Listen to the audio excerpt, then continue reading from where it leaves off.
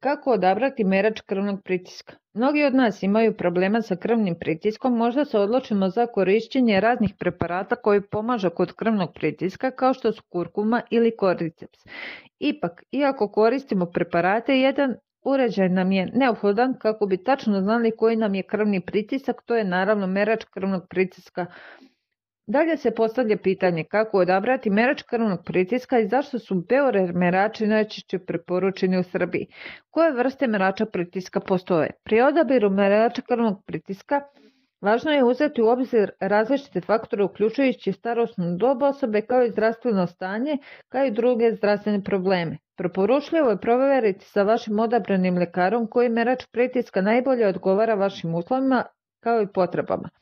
Merači krvnog pritiska su medicinski uređaji koji se koriste za merenje krvnog pritiska kod ljudi.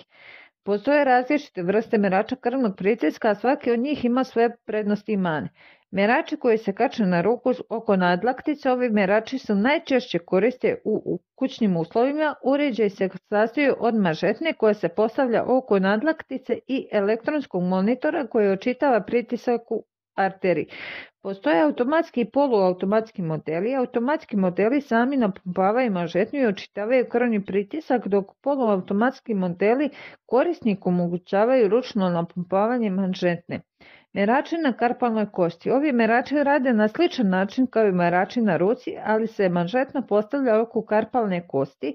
Ovi merači pritiska su manje prenosivi, ali su manje precizni od merača na ruci i ne preporučuju se kod osoba koje pate od dijabetisa ili osobama sa srčanim manama.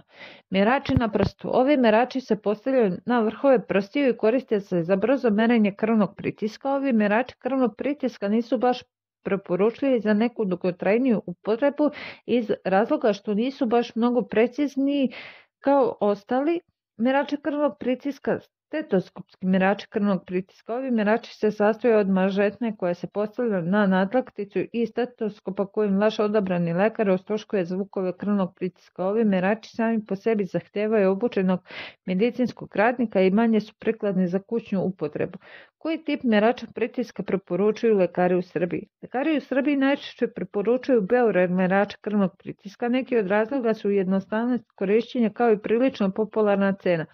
Neke od karakteristika Beurer aparata jesu veliki LCD ekran gdje korisnik lako može vidjeti sve podatke čak i kada su u pitanju osobe sa slabijim vidom. Potpuno automatski režim rada, indikator rizika kao i mogućnost otkrivanja aritmije.